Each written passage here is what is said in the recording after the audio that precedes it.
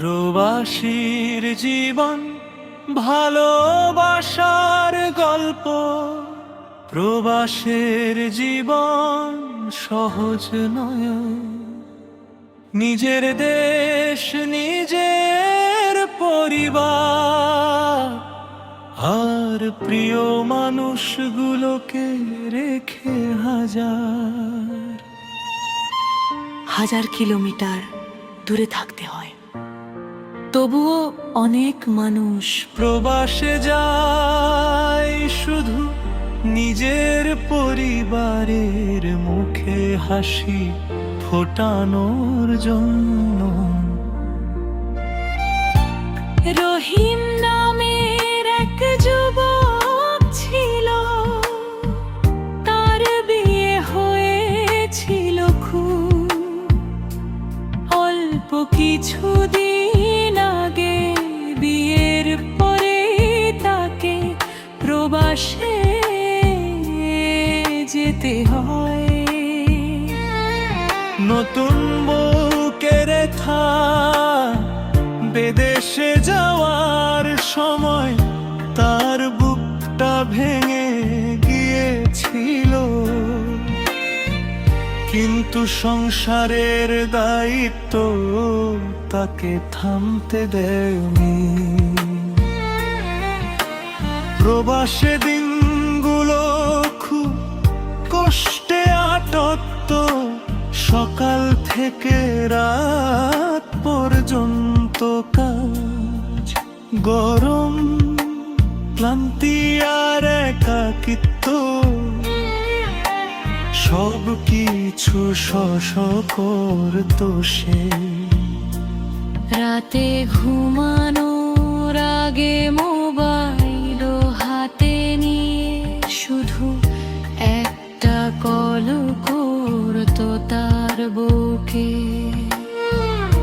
একদিন ফোনে তার বউ মজা করে বলল, শোনো, এবার দেশে আসার সময় কিন্তু আমার জন্য একটা সুন্দর শাড়ি আনবে। রহিম হেসে বলল, আচ্ছা, শাড়ি তো আনবই, আর কিছু লাগবে? বউ বলল, একটা জুতো নিও, আর যদি পারো একটু গয়না নিও। রহিম আবার হেসে বলল, ঠিক আছে, সবই নিয়ে আসবো, শুধু তুমি দোয়া করো যেন আমি ভালো থাকি। এইভাবে প্রতিদিন ফোনে কথা হতো, কখনো হাসি, কখনো একটু অভিমান, কিন্তু ভালোবাসা ছিল আগের মতোই গভীর। মাসের পর মাস কেটে গেল, অবশেষে ঈদের আগে রহিম দেশে ফেরার সিদ্ধান্ত নিল। সে তার বউয়ের জন্য সুন্দর একটা শাড়ি কিনলো, একটা জুতো কিনলো, আর সামান্য কিছু গয়নাও কিনলো। নিজের জন্য কিছু না কিনলেও বউয়ের জন্য সব কিছু নিতে ভুললা। দেশে ফেরার গেল বিমানে বসে, তার চোখে পানি চলে এলো। কতদিন পরে সে নিজের বাড়িতে ফিরছে, নিজের প্রিয় মানুষগুলোর কাছে ফিরছে।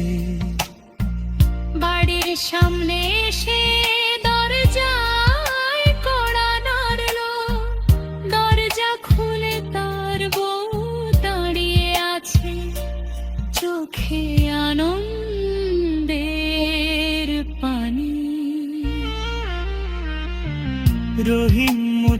হেসে বলল, দেখো তোমার জন্য শাড়ি এনেছি, জুতো এনেছি,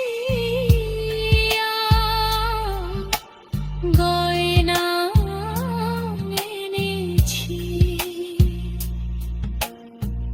বউ হেসে বলল, এসব কিছু লাগবে না, তুমি নিরাপদে ফিরে এসেছ, এটাই আমার সবচেয়ে বড় উপহার। সেদিন রহিম বুঝতে পারল, সত্যিকারের ভালোবাসা কখনো জিনিস দিয়ে মাপা যায় না। ভালোবাসা হলো একে অপরের পাশে থাকা, কষ্টে সুখে একসাথে পথ চলা।